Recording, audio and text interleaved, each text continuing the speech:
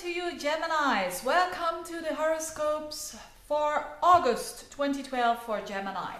But first of all, I want to thank you all. I want to thank the Geminis that have subscribed, that have emailed me, sent me nice comments, ordered readings. Thank you so much. Because of that, I can continue, of course, and that's encouraging. I just wanted to say that.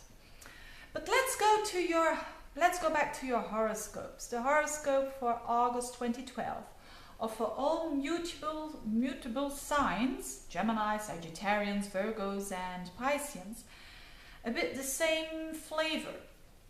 And that flavor is because the Pluto-Uranus square is again activated. Yes, last month it was Mars that triggered it. This month it is Venus that is going to trigger it. And again, it's all happening in the middle of the month. So how does it start? Well, first of all, it starts off quite nicely. In the beginning of the month, around the 9th until the 10th of August, there is a beautiful trine between Venus and Jupiter. Venus in your second house, the house of your self-worth, and Neptune in your 10th house. So maybe it's a lovely time for a bit more money coming in. It's a lovely time to feel secure, to feel confident, to feel valued, actually.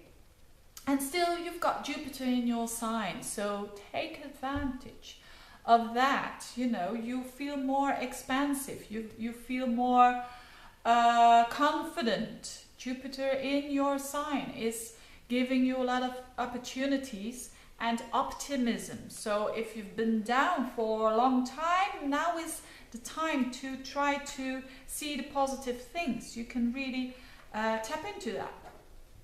So it starts off very nice and quietly. But what happens during the middle of the month? During the middle of the month, there is this tension in your 5th house. It's nothing that bizarre or strange or to panic. But it's during a couple of days, from the 13th to the 15th of August, there is a tension of Mars, the planet of action, and Saturn, the planet of restriction. So those two really don't like each other, you know. And they're in your 5th house, the house of joy, and the house of creativity, and the house of pleasure.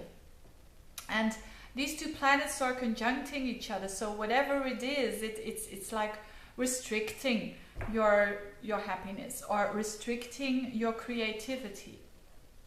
But I wouldn't mind that so much. Why? Because it's a fixed star is involved here. And fixed stars, there are a lot of fixed stars of course, but in horary they use just a couple of them, just 5 or 6 fixed stars. And I use that in astrology when there is a conjunction happening. So a transit or something conjuncting that fixed star. And it always gives me some extra information. Now, what is Spica all about? It's a star that is around 23 degrees of Libra. And that Mars-Saturn conjunction, that frustrating energy in your 5th house, is just at that Spica star. And Spica is all about, you'll be fine. Don't worry, you'll be fine. Whatever happens to you, how challenging it can be, you'll be fine. It's kind of a protective star. So that is good. So no worries about that. But of course, for everybody, for every sign, there is this Venus opposing Pluto square to Uranus happening in the middle of the month. And it's not only important for people who have cardinal signs, cardinal planets personal planets in cardinal signs. Right. And that's about Libra, Aries, Capricorn and Cancer. So they will be feeling that very much, but everybody will feel it because it's such an amazing energy, that Pluto-Uranus, and everybody has got an area in their life, and that's why I do these general horoscopes. And it's triggering certain areas of your life. And for you, it's triggering your 2nd house, your 8th house, which is all about value system, and the 11th house. Uranus is in there.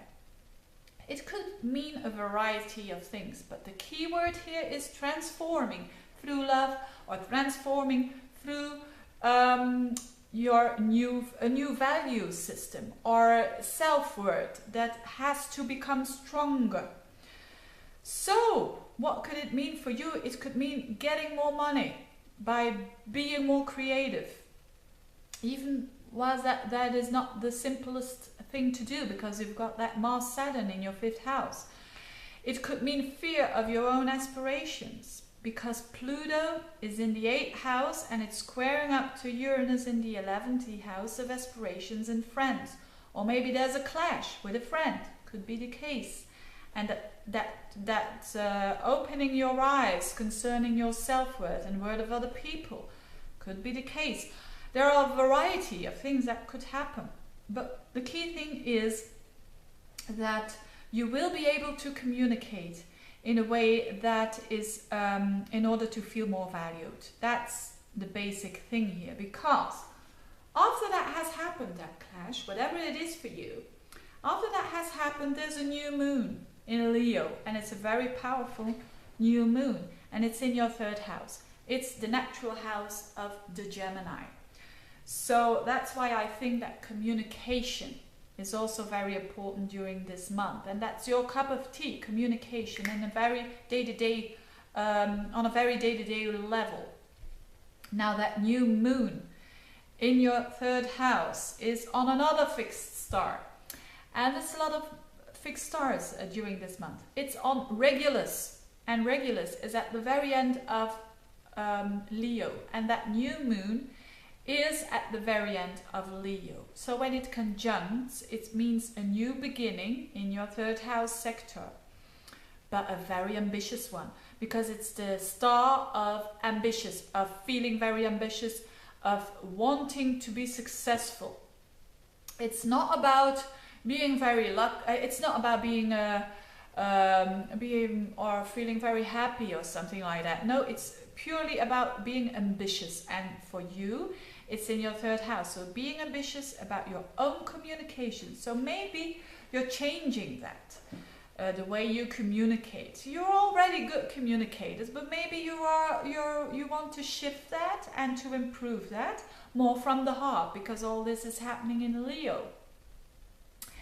And Mercury has been going retrograde last month, and also until the 8th of August. So after the 8th of August, there will be that things go way faster for you. You know, Mercury is your ruler, and every now and then it goes retrograde. Geminis are very used to that, and that always gives, for Geminis and for Virgos, a kind of an uplift. You know, there's you know, things go forward.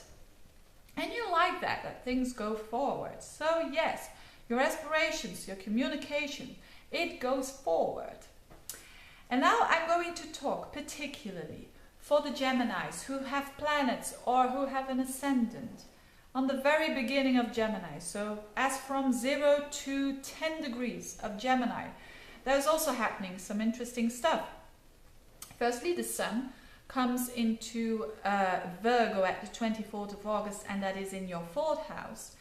And when that happens, it bumps into Neptune straight away.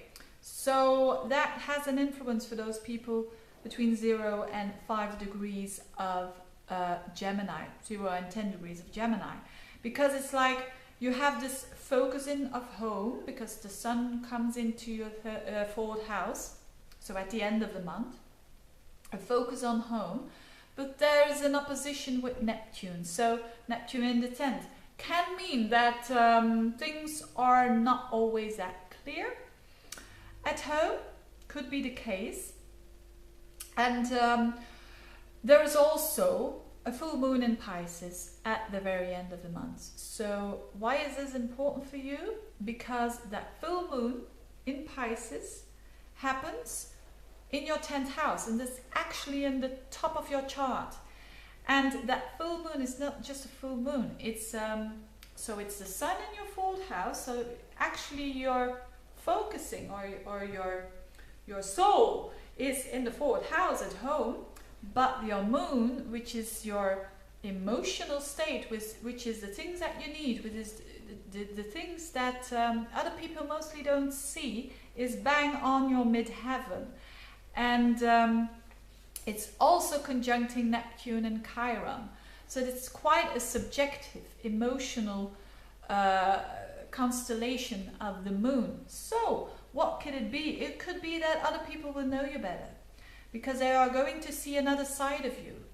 They're going to see a more emotional side of you. Maybe you're not going to be happy with that, but I think it's going to be good, because it's going to be on a level that they hadn't seen before, and they will notice you to be more compassionate. And that's good, isn't it? There's nothing wrong with that, that other people think, oh yes, that people do have some, or that person has some compassion, or that person has an understanding of other people's pain, because Chiron is involved. And it's always handy if you've got that. Even in your 10th house, you can use that at your work. So I think for Geminis, there's a lot of going ups and downs. There's a lot of, there's this culmination going on. But it's very interesting for me for you to become even stronger at what you're doing, on a communicational level. So that's it. That's your horoscope for the month of August. I wish you all the best with this for this month, and I'll see you back soon. Bye bye, Geminis. Bye bye.